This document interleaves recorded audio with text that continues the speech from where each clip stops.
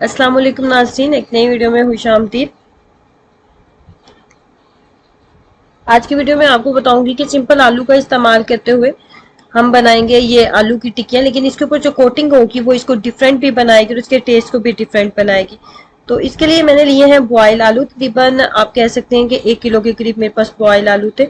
अब इसमें आप डिफरेंट किस्म की वेरिएशन कर सकते हैं, स्पाइस वगैरह आप अपने टेस्ट के अकॉर्डिंग रख सकते हैं। मैंने इसके अंदर धनिया थोड़ा सा डाला था, थोड़ा सा चाट मसाला डाला था, काली मिर्च का पाउडर डाला था आधी चाय की चम्मच, चाट मसाला डाला था, उसके बाद काली मिर्च का पाउडर, नमक डाला था और उसके बाद मैंने इसके अंदर थोड़ी सी चिली फ्लेक्स डाली थी।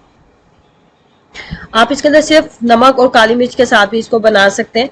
आप इसके अंदर डिफरेंट अपने टेस्ट के अकॉर्डिंग कम चीजें जो कम या ज्यादा कर सकते हैं। उसके बाद हमने कर लेना है इसको अच्छे से मिक्सअप करने के बाद हाथों के ऊपर थोड़ा सा कुकिंग ऑयल लगाएंगे। हाथों के ऊपर कुकिंग ऑयल लगाने के बाद हम इसको नॉर्मल जैसे राउंड शेप में हम आलू की टिक्कियां बनाते हैं, सेम हम बिल्कुल वैसे इसको बना लेंगे।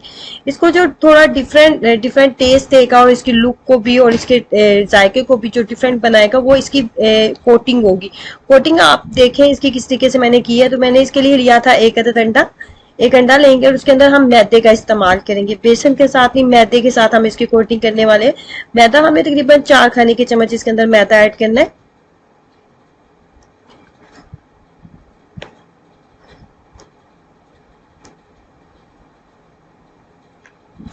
4 खाने के चम्मच मैदा ऐड करने के बाद मजीद हम जिस चीज का इसके अंदर इस्तेमाल करने वाले हैं वो है baking soda, baking powder sorry मैंने इसके अंदर डाला है। बेकिंग पाउडर आपने डालना है, बेकिंग सोडा नहीं डालना।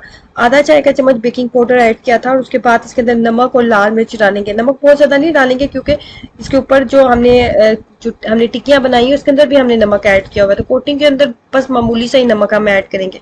अब यहाँ पे किसी भी पानी वगैरह का आपने इस्तेमाल नहीं करना, यहाँ पे हम दही का इस्तेमाल करेंगे। दही के साथ हम इसकी कोटिंग जो है वो बनाएंगे। दही के साथ हम इसको अच्छे से मिक्सअप कर लेते हैं। दही के साथ मिक्सअप करने के बाद जो है इसके अंदर अगर आपको लगे कि मजीद ये थिक नहीं हो रहा तो इसको मजीद थिकनेस इसके देने के लिए, इसको थोड़ी पतला पतला करने के लिए इसके अंदर मजीद दही का इस्तेमाल हम करेंगे।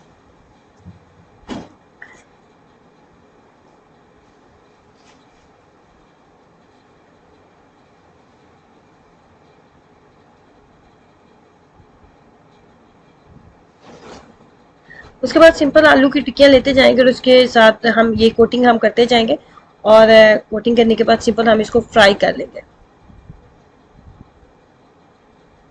इस कोटिंग के साथ जब आप ये आलू की टिक्की खाएंगे तो यकीन करें आपको बहुत ज्यादा जो है मजा आने वाला है। नॉर्मली भी अगर हम इसके ऊपर आलू की टिक्कियां बनाते हैं तो उसके ऊपर हम अंडे की कोटिंग करते हैं या फिर हम बेसन की कोटिंग करते हैं। मैदे अंडे के साथ और दही के साथ कोटिंग करके आपने कभी नहीं इसको खाया होगा। तो ये बहुत ही मजेदार सा कम्बिनेशन बनता है दही के साथ। जब हम इसके दही के साथ कोटिंग करते हैं बहुत ही यूनिक सा टेस्ट आपको इसके साथ मिलेगा और आपके लंच को जो है ये बहुत ही मजा देने वाला है। तो लंच में आप जरूर इसको ट्राई कीजिएगा। नॉर्मली भी आप इसको as a tea time snack के तौर पे, इवनिंग स्नैक के तौर पे आप इसको खा सकते हैं। देखने में जितने ज्यादा टेस्टी लग रहे हैं खाने में भी इससे कहीं ज्यादा मजे की बनी थी। तो ट्राई कीजिएगा इस मजेदार सी रेसिपी को, अपना एक्सपीरियंस मेरे साथ जरूर शेयर करें। वीडियो को लाइक करना और चैनल को सब्सक्राइब करना मत भूलें। अल्लाह हाफिज।